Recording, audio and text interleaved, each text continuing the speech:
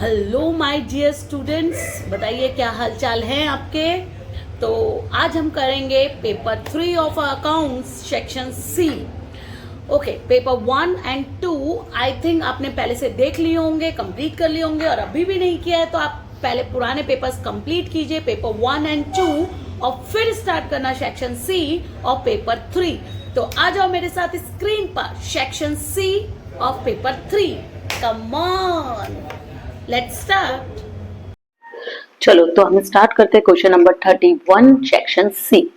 He, Swara and Janil are partner of a partnership firm. Their capital proportion, ध्यान से देखना बच्चों, ये क्या दे रखा है आपको, कैपिटल प्रोपोर्शन दे रखा है, ये प्रॉफिट शेयरिंग रेशियो नहीं है। Swara and Janil are given assurance to Heer, और स्वरा और जैनिल मिलकर क्या कर रहे हैं, अश्योरेंस दे रहे हैं किसको, हीर को अश्योरेंस दे रहे हैं। क्या अश्योरेंस दे रहे हैं, हीर को अश्योरेंस दे रहे हैं कि they will get, she will get 35,000 from a profit, की उसको प्रॉफिट में से कितना हिस्सा मिल जाएगा, 35,000 का हिस्सा मिल जाएगा। The profit for the year is 90,000 है। तो ये जो 4, 2, 3 दे रखा है ना, वो तो आपको क्या दे रखा है, कैपिटल प्रोपोर्शन दे रखा है। आपको अपन प्रॉफिट किस में बांटते हैं, प्रॉफिट शेयरिंग रेशियो में बांटते हैं। तो क्या प्रॉफिट शेयरिंग रेशियो दे रखा है क्या, no, profit sharing ratio is not given. तो मैंने आपके लिए टेबल पहले बना के रेडी रखा था, तो आप ऐसा कर लीजिए, पहले टेबल बना लीजिए। अब देखो, प्रॉफिट शेयरिंग रेशियो तो आपको पहले से ही नहीं दे रखा है, तो हम जब इंफॉर्मेशन नहीं होती प्रॉफिट शेयरिंग रेशियो की, तो उसका क्या ले लेते हैं, 1:1:1 ले लेते हैं। तो आप प्रॉफिट डिस्ट्रीब्यूट कर दीजिए। तो प्रॉफिट कितना है मेरा, 90,000 है, उसको किस में डिस्ट्रीब्यूट कर दूंगी, 1:1:1 में। तो टोटल मिल जाएगा, हीर को मिल जाएगा 30,000, 30,000 एंड 30,000। तो तीनों को कितना कितना प्रॉफिट मिल जाएगा, 30,000, 30,000 एंड 30,000। Got it. लेकिन स्वरा और जैनिल ने उसको क्या प्रॉमिस किया था, हीर को, कि हीर विल गेट 35,000। तो उसको कितने रुपए देने पड़ेंगे, और 5,000 रुपए देने पड़ेंगे। तो हीर को आपको और प्रॉफिट पैसे देने, और वो कौन लाएगा, स्वरा और जैनिल लाएगी। तो हीर विल गेट 5,000 मोर, कौन से रेशियो में, वो भी उसी रेशियो में 1:1। तो हीर को मिलेंगे और 5,000 रुपए, और लाएगा कौन, स्वरा और जैनिल लाएगी। तो इसमें इनके प्रॉफिट में से उतना पैसा क्या हो जाएगा, कम हो जाएगा, और किसको मिल जाएगा, हीर को मिल जाएगा। तो हीर का उतना कम हो जाएगा, और स्वरा और जैनिल का उतना कम हो जाएगा, और हीर को वो पैसा मिल जाएगा। तो हीर को टोटल कितना मिल जाएगा, 35,000, जबकि स्वरा को कितना मिलेगा, 27,500, और जैनिल को भी कितना मिलेगा, 27,500। तो ये आपका आ जाएगा डिविजिबल प्रॉफिट, प्रॉफिट डिस्ट्रीब्यूटेड। ठीक है, अंडरस्टूड। आप टोटल का कॉलम उधर साइड में बनाना चाहते हो तो बना सकते हैं। तो इसने यही पूछा था, how would you distribute the profit among the partner. तो we have distributed the profit among the partner. Now second देखो, 31 हो गया, 32 देखो क्या बोला है। सुरेश एंड महेश और Arvind are a partner of a partnership firm. Their profit sharing ratio कितना दे रखा है, 5:2:2 दे रखा है। All the partners have to want to change their ratio, और क्या करना चाहते हैं, देखो सबका डिनोमिनेटर 9 है, तो मैं रेशियो में बोल सकती हूँ, तो वो रेशियो में मैं बोल सकती हूँ 2:3:4। ये वाला नया रेशियो रखना चाहते हैं वो, और उसके लिए सेक्रीफाइसिंग निकालना है, find out what is the sacrificing and gain जो भी हो रहा है। चलो आ जाओ क्वेश्चन नंबर फटाफट 32 पे। तो आप कौन कौन है, देखो नाम देख लो, सुरेश, महेश एंड अरविंद। सुरेश, महेश एंड अरविंद। सुरेश, महेश, अरविंद का आप पहले ओल्ड रेशियो रख लो। ओल्ड रेशियो क्या था उनका, ओल्ड रेशियो दे रखा है आपको, कितना दे रखा है, 5:2. तो 5:2. न्यू रेशियो रख दो, न्यू रेशियो भी रख दो फटाफट। न्यू रेशियो कितना दे रखा है,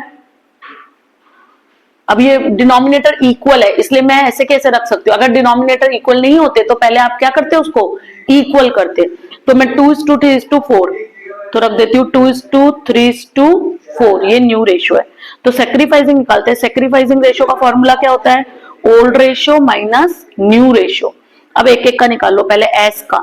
तो एस का ओल्ड कितना है, 5/5 और 4 9, 5/9 माइनस न्यू कितना है, 2/4 5 6 7 8 9, 2/9। तो इसका आ जाएगा 3/9। इसका सेक्रीफाइस आ रहा है, क्योंकि सेक्रीफाइस के फॉर्मूले में प्लस में ही आ रहा है, सेक्रीफाइस ही आ रहा है। तो एस का सेक्रीफाइस आ रहा है। फिर किसका निकालना है, एम का निकालो, तो 2/9 माइनस 3/9, तो देखो इसका आ रहा है -1/9, तो इसका माइनस में आ रहा है, तो सेक्रीफाइस के रेशियो में अगर माइनस में आ रहा है तो वो क्या कहलाता है, गेन। आपको ये लिखना है एग्जाम में, ठीक है। एम का हो गया और लास्ट कौन है, ए का भी रख लो, तो ए का कितना है, ओल्ड 2/9, 2/9 माइनस 4/9, तो आ जाएगा -2/9, तो इसका भी क्या आ रहा है, गेन आ रहा है। अंडरस्टूड, ये भी माइनस में आ रहा है, तो इसका भी क्या आ रहा है, गेन आ रहा है। तो देखो एम और ए गेन करेंगे, यानी अब से उनको ज्यादा पैसा मिलेगा प्रॉफिट का, और वो पैसा देगा कौन, कौन सेक्रीफाइस करेगा, एस सेक्रीफाइस करेगा। ओके, सो आपको क्या पूछा गया था, यही पूछा था। इसने क्या पूछा था, सेक्रीफाइसिंग पूछा था, made by the one partner. तो ये इसने सेक्रीफाइस किया एस ने, और बाकी एम और ए क्या करेंगे, गेन करेंगे। ठीक है, आगे चलते हैं। ओके, तो हम स्टार्ट करते हैं क्वेश्चन नंबर 33, 32 तक हम कर चुके हैं। 33 को स्क्रीनशॉट लेना है तो ले लीजिए फटाफट, और हम स्टार्ट करते हैं क्वेश्चन नंबर 33। चलिए, pass a journal entry for the following transaction of the firm in case of firm's dissolution. तो फर्म क्या हो रही है आपकी, डिसॉल्व हो रही है, and in case of dissolution you have to pass the following entries. Okay, at the time of dissolution, the book value of the goodwill is 56,000. So the book value of the goodwill is, no amount is released, कोई amount मिला नहीं है। तो book, ध्यान से सुनो, book में goodwill की वैल्यू पड़ी है, यानी बुक में एसेट साइड में आपका इंटेंजिबल एसेट दिख रहा है कितने का, 56,000 का। तो गुडविल यानी इंटेंजिबल एसेट होगी, तो वो क्या रही होगी, डेबिट रही होगी। तो अभी आपको उसको क्लोज करने के लिए क्या करना पड़ेगा, क्रेडिट करना पड़ेगा। और कहाँ, कौन से अकाउंट में जाके, डिसोल्यूशन है तो कौन से अकाउंट में जाके क्लोज करेंगे, रियलाइजेशन में। तो आर एंट्री विल बी, चलो यहाँ पे कर देती हूँ मैं क्वेश्चन नंबर 33। तो मेरी एंट्री क्या हो जाएगी, मैं, आप कॉलम बनाएंगे पहले, date, particular, LF, amount debit and credit. Okay, so date, particular, LF, amount, debit amount and credit amount. Okay, so what you have to do, goodwill account हमें बंद करना है। तो गुडविल हमारी बुक में क्या रहा होगा, डेबिट रहा होगा, तो अब हमें क्लोज करना है। तो फर्स्ट एंट्री हमारी हो जाएगी realisation account debit, realisation account debit to goodwill. जब आपकी बुक में थी तो वो क्रेडिट थी, डेबिट थी, एसेट थी, तो अभी क्लोज करने के लिए उसको क्या करेंगे, डेबिट कर देंगे। What is the value of the goodwill, 56,000। So both the side you have to write 56,000। Any doubt? Okay, number 2, what is the transaction on number 2? The value of the laptop is 35,000. That is also an asset, and the partner is taking that asset at rupees 25,000. So first you have to close the asset by taking that asset to the realization account. तो close करने के लिए what we have to do, realization, ये भी asset है तो debit होगा, तो close करने के लिए credit. तो what will be the journal entry, realization account debit, realization account debit to laptop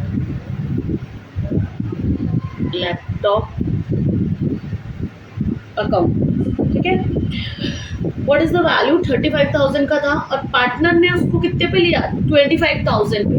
तो पार्टनर की कैपिटल को 25,000 से क्या कर देंगे, कम कर देंगे। तो इसी का सेकेंड एंट्री इसी की है।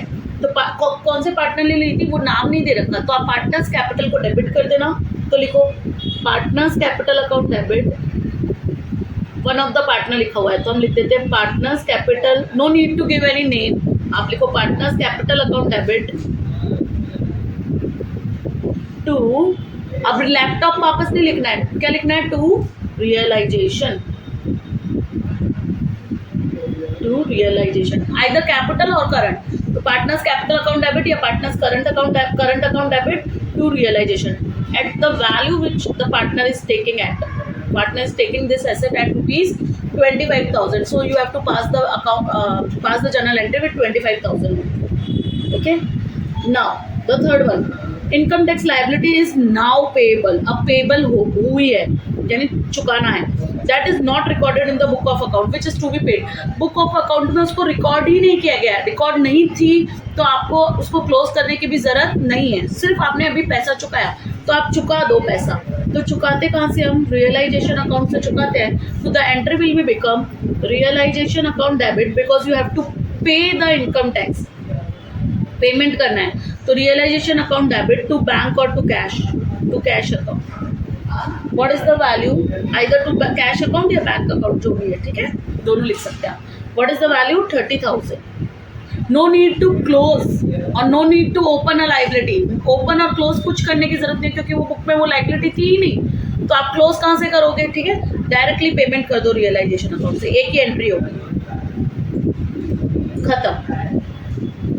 बोलो कोई दिक्कत? लो स्क्रीनशॉट ले लो फटाफट। 33।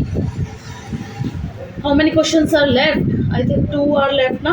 33 हो गया, 34, अभी तो 3 बाकी है, लास्ट तो थ्योरी है। नाउ द 34 क्वेश्चन थोड़ा अच्छा क्वेश्चन है, मैं ये वाला रब कर देती हूँ। 34 क्वेश्चन थोड़ा अच्छा क्वेश्चन है, तो आप 34 क्वेश्चन थोड़ा ध्यान से करेंगे, ठीक है। चलो, give me 2 minutes. Okay, question number 34 we will do with this pen. Important question है, ठीक है। चलो 34 पे स्टार मार्क कर लो। Total assets are 1,50,000 of firm A and B where cash is 10,000 is included। तो इसमें कैश कितने का है? 10,000 का है। कैश के अलावा बाकी एसेट कितनी रही होगी? Current asset, non current asset बोल दो तो कितने की रही होगी? 1,40,000 total asset. Net asset of the firm कितनी दे रखी है? 1 लाख की दे रखी है नेट एसेट। तो पहले तो नेट एसेट, अच्छा पहले मैं पढ़ लेती हूँ। The ratio of the capital and reserve, capital and reserve का रेशियो है 4:1। The capital of A is more than the B by 20,000। Loss on realisation account is 20,000। Firm is dissolve. Prepare opening balance sheet बनानी है and ascertain opening capital of A and B. तो आप लोग opening balance sheet बनानी है। देखो बच्चों, तो आप बैलेंस शीट लिख लीजिए पहले, balance sheet, BALANCE, balance sheet, ठीक है ना। बैलेंस शीट में देखो, अभी मुझे जो जो पता है पहले मैं वो लिख लेती हूँ। तो मुझे कैश पता चल गया था, कैश कितने का पता चल गया था आपको? 10,000 का, ठीक है। बाकी total of the balance sheet कितना है मेरा? टोटल है 1,50,000। अगर इधर का टोटल 1,50,000 है तो आपको ये तो पता है बैलेंस शीट के दोनों साइड का टोटल कितना होता है? 1,50,000। इधर का भी 1,50,000 आ जाएगा, ठीक है। अब यहाँ पे कुछ एसेट्स रही होगी, अदर एसेट्स, है ना। तो यहाँ पे अदर एसेट्स को मैं नाम दे देती हूँ अदर देन कैश, 1,40,000, क्योंकि टोटल 1,50,000 है। Got it? इतना सबको दिक्कत है? चलो, अब आपको क्या बोला, देखो आपको एक फॉर्मूला और दे रखा है, net asset is of the firm is 1 lakh. तो इसका मतलब नेट एसेट का फॉर्मूला लगने वाला है। तो मैं नेट एसेट का अगर फॉर्मूला लिखती हूँ, देखती हूँ मेरे कहीं काम आता है क्या। नेट एसेट का फॉर्मूला होता है total asset minus total liability, total asset minus total liability, तो नेट एसेट हो जाता है। तो टोटल एसेट कितनी है आपकी? 1,50,000, क्योंकि इससे कैपिटल का पैसा बच जाएगा, माइनस टोटल एसेट कितनी है आपकी? 1,50,000। नेट एसेट है क्या आपके पास? यस है, 1 लाख रुपीज़। तो आउटसाइड लाइबिलिटी मतलब अदर देन कैपिटल है ये टोटल लाइबिलिटी, ठीक है। तो आपकी लाइबिलिटी कितनी बच गई, या फिर आप यहाँ पे लाइबिलिटी लिख लो तो आपको अच्छे से याद रहेगा। मतलब अदर देन कैपिटल, कैपिटल को मत लेना। बैलेंस शीट का तो लाइबिलिटी और एसेट साइड का टोटल हमेशा बराबर ही रहता है, पर कैपिटल के अलावा जो लाइबिलिटी है वो यहाँ बच जाएगी। तो कैपिटल के अलावा लाइबिलिटी, इसको मैं एक्स मान लेती हूँ, या आप लाइबिलिटी लिख दो, एक काम करो, ज़्यादा अपन को, तो लाइबिलिटी लिख दो। तो अब मैं लिख सकती हूँ liability is equal to 1 lakh इधर आ जाएगा, तो कितना बच जाएगा? 50,000। तो अब देखो यहाँ पे आओ, ओपनिंग बैलेंस शीट में अगर लाइबिलिटी यहाँ पे हो रही है मेरी कितनी? 50,000 आउटसाइड लाइबिलिटी, तो बाकी बचा हुआ पैसा 1.5 लाख टोटल है, तो बाकी बचा हुआ 1 लाख किसका होगा? कैपिटल एंड रिजर्व का होगा, कैपिटल एंड रिजर्व का होगा। रुको, लिखने की जरूरत नहीं अभी। देखो कैपिटल और रिजर्व का रेशियो कितना दे रखा है आपको? कैपिटल और रिजर्व का रेशियो कितना दे रखा है? 4:1। तो आपका जो बैलेंस बचा 1 लाख, वो कैपिटल, रिजर्व और लाइबिलिटी पता चल गया, क्योंकि लाइबिलिटी साइड में 3 चीजें होती है, तो कैपिटल होगा, रिजर्व होगा और लाइबिलिटी होगी। लाइबिलिटी पता चल गई, जो बचा हुआ बैलेंस है टोटल पता है, तो बचा हुआ बैलेंस कितना है? 1 लाख रुपीज़। तो आपके लाइबिलिटी साइड का जो बचा हुआ बैलेंस है उसको बांट दो किसमें? 4:1 में। तो वर्किंग नोट बनाओ। तो जो बची हुई लाइबिलिटी है यानी कैपिटल, उसको बोल सकती हूँ मैं कैपिटल प्लस रिजर्व, कितना आ रहा है मेरा? 1,00,000 आ रहा है। अब कैपिटल और रिजर्व का रेशो कितना है, रेशो कितना है कैपिटल और रिजर्व का, ratio of capital and reserve कितना है 4:1। तो मैं 1,00,000 को बांट दूँ, 1,00,000 को 4:1 में बांट दो,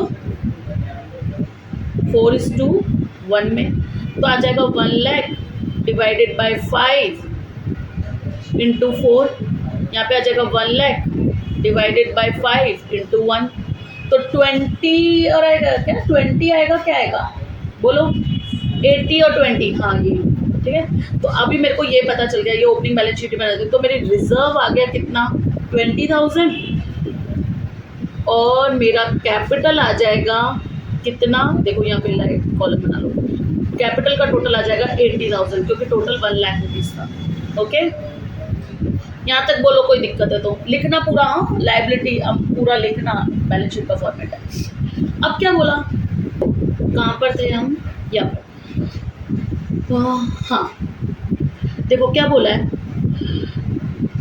the capital of A and B, A is more than B by 20,000, तो ए की जो कैपिटल है वो बी से 20,000 ज़्यादा है, तो इसके लिए फिर मुझे एक वर्किंग नोट छोटा सा बनाना पड़ेगा, तो मैं यहाँ बना लेती हूँ वर्किंग नोट। तो देखो अगर मैं कैपिटल को एक्स मान लेती हूँ, है ना, तो बी पे बेस है तो बी को एक्स मान लो, तो capital of A plus B की कैपिटल टोटल कितनी है मेरे पास 80,000, तो ए की कैपिटल 20,000 से ज़्यादा है, तो मैं उसको x प्लस 20,000, क्योंकि बी की कैपिटल को मैं x मान रही हूँ, तो अगर बी की कैपिटल मैं x मान रही हूँ तो ए की कैपिटल कितनी होगी x plus 20,000 is equal to क्या होना चाहिए 80,000। ठीक है, अब x की वैल्यू निकाल लो, तो 2x इज इक्वल टू, ये उधर चला जाएगा तो 80 माइनस 20,000, तो x इज इक्वल टू क्या आ जाएगा, तो x की वैल्यू आ जाएगी 30,000। देखो 60 बचा, 60 डिवाइडेड बाय 2 तो 30,000 आ गई। अब x की अगर 30,000 आ गई तो 30 प्लस 20, तो a की क्या आ जाएगी x प्लस 20, तो x की वैल्यू कितनी है 30 प्लस 20,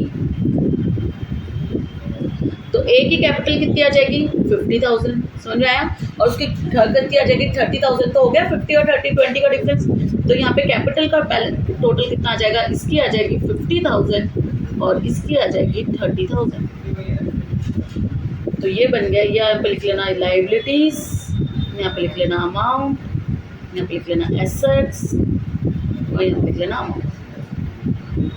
बोलो कोई दिक्कत, ये लो बैलेंस ले लो, ये सब वर्किंग नोट बनाने पड़ेंगे, टीचर को कैसे पता चलेगा आपको आता था क्वेश्चन। ठीक है, डन, ओके आगे चलते हैं। कौन सा क्वेश्चन नंबर खत्म कर लिया हमने, 34 था ये, 34। तो हमसे पूछा क्या था देख लो, ascertain the opening capital of A and B, तो ये रहा opening capital of A and, तो you can write in the note also the opening capital of A is 50,000 and B is 30,000। ठीक है, चलो next. The next question is on 1/4/17 Navya Limited issue 60,000 11% debenture of ₹100 each at a discount, issue discount पे किया है at 5% या 95 पे issue किया होगा। All the debentures are redeemable, यानी राहु केतु की एंट्री डालनी पड़ेगी। याद करो पहले वाले पेपर्स में एक राहु केतु की एंट्री बताई थी, loss on issue of loss on redemption of debenture account debit to premium on redemption. ठीक है, तो वो वाली आफ्टर 6 years आपको नेसेसरी एंट्रीज पास करनी है विदाउट नरेशन। ठीक है, चलो फटाफट मैं इसको रब कर देती हूँ और क्वेश्चन नंबर हम कौन सा स्टार्ट कर देते हैं, क्वेश्चन नंबर 35, चलो 34 हो गया हमारा, क्वेश्चन नंबर 35 करेंगे अब। जर्नल एंट्री का फॉर्मेट बना लो, मैं सीधे लिखवाऊंगी। जर्नल एंट्री का फॉर्मेट बना लो, डेट पर्टिकुलर 11 से सीख रहे हो, LF अमाउंट डेबिट और क्रेडिट अमाउंट। ठीक है, मैं डायरेक्ट करवाती हूँ। क्वेश्चन नंबर कौन सा है बोल दो, क्वेश्चन नंबर 35, 4 हो गया था ना। चलो, तो पहली एंट्री मेरी बैंक इशू करने की आ जाएगी, डेट दे रखी है तो डेट वाइज ही बनाना। तो कौन सी डेट है 35 में 1/4/17, तो पहली एंट्री 1/4/17 की आ जाएगी। आप डिबेंचर इशू कर रहे हो तो पैसा आएगा, तो एंट्री आएगी बैंक अकाउंट डेबिट, लिखो bank account debit to debenture, कितने परसेंट डिबेंचर है दे रखा है क्या परसेंटेज, 11% टू 11% डिबेंचर, 11% लिखा, 11% debenture application and allotment amount. हाँ, आपके पास भी जगह कम होती है तो आप ऐसे लिख सकते हैं जैसा मैंने, ठीक है। तो डिबेंचर एप्लीकेशन अलॉटमेंट अकाउंट 95 पे इशू कर रहे हैं और कितने हैं 6000 डिबेंचर है, तो 6000 इंटू 95 तो आपका जगह 5,70,000, तो 5,70,000 इधर भी आ जाएगा 5,70,000। कैसे बता देती हूँ वापस कैसे आई अमाउंट, 5% डिस्काउंट था तो 95 का डिबेंचर हो जाएगा और कितने डिबेंचर है 6000 डिबेंचर है, ठीक है 6000 इंटू 95। ओके चलो नेक्स्ट, फिर आपने इशू किया तो उसको टेम्परेरी अकाउंट को कैपिटल में ट्रांसफर करो, उसमें राहु केतु भी डालना सेम डेट पर, कौन सी डेट पर सेम डेट पर, तो 1/4/17 को एक और एंट्री करो टेम्परेरी अकाउंट से फाइनल अकाउंट में डाल देंगे। 11% debenture application allotment account debit, application and allotment account debit. अब राहु पहले डिस्काउंट नुकसान है तो सारे नुकसान डेबिट होते हैं, discount on issue of debenture account debit, debenture account debit. फिर loss on issue of debenture account debit, loss on issue of debenture account debit to 11% debenture account permanent account में transfer कर दो to 11% debenture account, और राहु केतु वाली complete करो, loss on वाली to premium on redemption of debenture.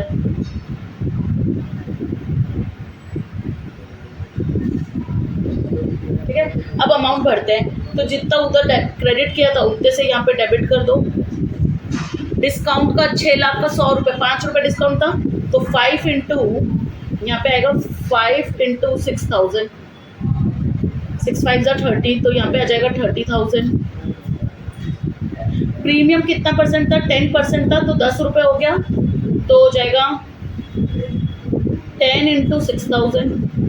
ये जो राहु केतु की एंट्री है ये वाली है, उधर डेबिट सारी लॉस है और इधर 6,000 इंटू 10 यही वाली, तो राहु केतु में राहु केतु के अमाउंट डाल दो तो आ जाएगा 60,000, इधर भी आ जाएगा 60,000 और इधर आ जाएगा 6,000 इंटू 10, इधर आ जाएगा 6,000 इंटू, क्योंकि डिबेंचर की फेस वैल्यू कितनी है 10 रुपीज़, तो यहाँ पे आ जाएगा 6 लाख रुपए। अब देख लो मैच हो जानी चाहिए आपके, ठीक है। आप discount on issue of debenture और loss on issue of debenture को क्लब करके एक साथ भी लिख सकते हैं, लेकिन फिर नीचे आपको करना पड़ेगा, ठीक है। लेकिन तो आप ऐसे रखो, ऐसे ही रखो, कोई प्रॉब्लम नहीं है, ठीक है। चलो अब आपको डिडम्पशन करना है, तो अब आपको कितने साल बाद डिडम्पशन करना था 6 साल बाद, कितने साल बाद था 6 साल बाद, आफ्टर 6 ईयर, तो आप 23 में करना है एज ऑन 31/3/23, तो 31/3/23 को रिडम्पशन करो 31/3/23, ठीक है। सारा पैसा जितना डिबेंचर होल्डर को देना है वो डिबेंचर होल्डर अकाउंट में ड्यू कर दो, तो 11% जब इशू करते हैं तो क्रेडिट करते हैं, तो आप वापस करेंगे तो डेबिट करेंगे, तो जैसे इक्विटी का होता है debenture 11% debenture account debit, premium को क्रेडिट किया था अब डेबिट कर दो, premium on redemption account debit, premium चुकाएंगे ना उनको, टू डिबेंचर होल्डर अकाउंट, ठीक है। अब देखो कितने रुपए प्रीमियम के 60,000 देने हैं, ऊपर वाली में निकाल लिए थे, कैपिटल के 6 लाख रुपए देने हैं, तो टोटल डिबेंचर होल्डर को कितना पैसा देना है 6,60,000। नरेशन की जरूरत नहीं, अब पेमेंट कर दो खाली 31/3 को, अब पेमेंट कर दो, पहले ड्यू करो फिर पेमेंट कर दो, तो डिबेंचर होल्डर अकाउंट डेबिट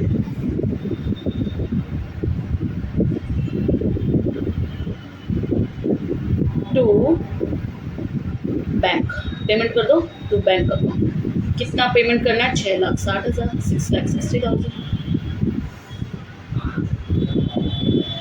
बोलो कोई दिक्कत है तो बोलो, डन हो गई।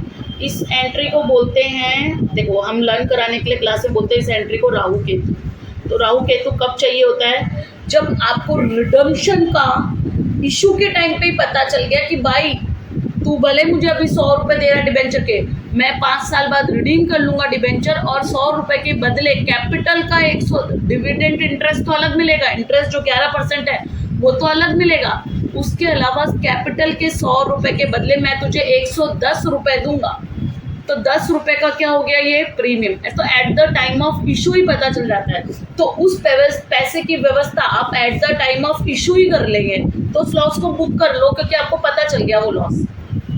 ओके, लो एंट्री ले लो, स्क्रीनशॉट ले लो, 4 एंट्री होगी।